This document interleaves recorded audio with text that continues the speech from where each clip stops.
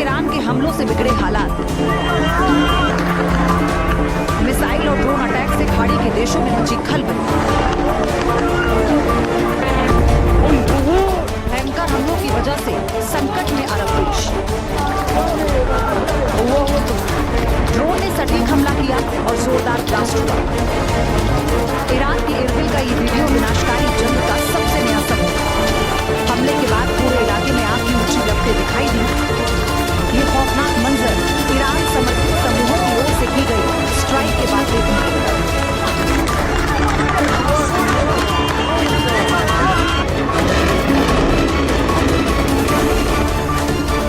Iran की Erbil में अमेरिकी एम्बेसी पर रॉकेट और ड्रोन से अटैक किया गया। इसी दौरान यहाँ सी-रैम डिफेंस सिस्टम एक्टिव हुआ और सभी प्रोजेक्टाइल्स को हवा में ही ढेर कर दिया। हमला तो नाकाम हो गया, लेकिन काफी देर तक यहाँ अफरा तफरी मची रही। आग की विनाशकारी लपटें, धुएं का बवंडर और आसपास मौजूद फायर ब्रिगेड के कर्मचारियों की जद्दोजहद।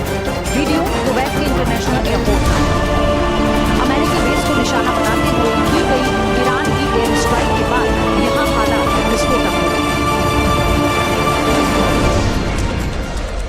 72 घंटे में दूसरी बार कुवैत के इंटरनेशनल एयरपोर्ट को टारगेट किया गया। दावा किया गया कि ड्रोन हमले में एयरपोर्ट का रडार सिस्टम बुरी तरह से डैमेज हो गया। कुवैत में अमेरिका के कई सैन्य ठिकानों को भी ईरान ने निशाना बनाया।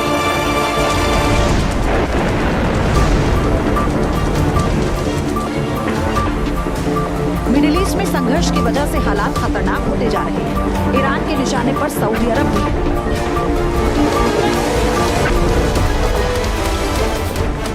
प्रिंस सुल्तान एयरबेस पर टारगेटेड मिसाइल अटैक किया गया, जिसमें अमेरिकी वायुसेना की E-3 सेंट्री अवाक्स विमान और कई एरियल रिफ्यूलिंग प्लेन बुरी तरह से डैमेज हुए। कुछ रिपोर्ट्स में अमेरिकी सैनिकों के घायल होने की बात भी कही जा रही है। ईरान ने इस हमले में क्लस्टर वॉरहेड से लैस मिसाइलों और सुसाइड ड्रोन का उपयोग किया। ये हमला अमेरिका के लिए एक बड़ा झटका माना जा रहा है, क्योंकि सऊदी अरब में मौजूद ये बेस अमेरिकी हवाई अभियानों के लिए बेहद महत्वपूर्ण है। ईरान ने बहरीन में भी भीषण अटैक किया।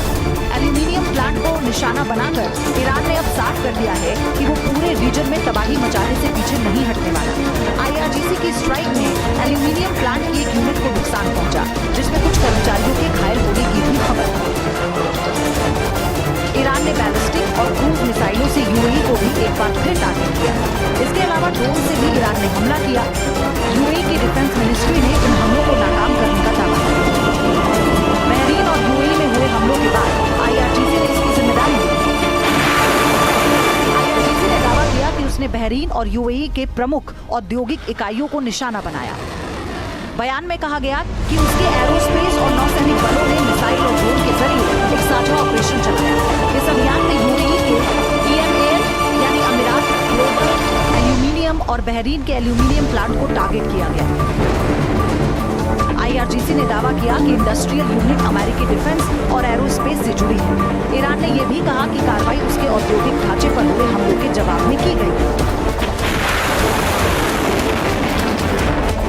पश्चिम एशिया में फैला तनाव पूरी दुनिया की टेंशन बढ़ा रहा है।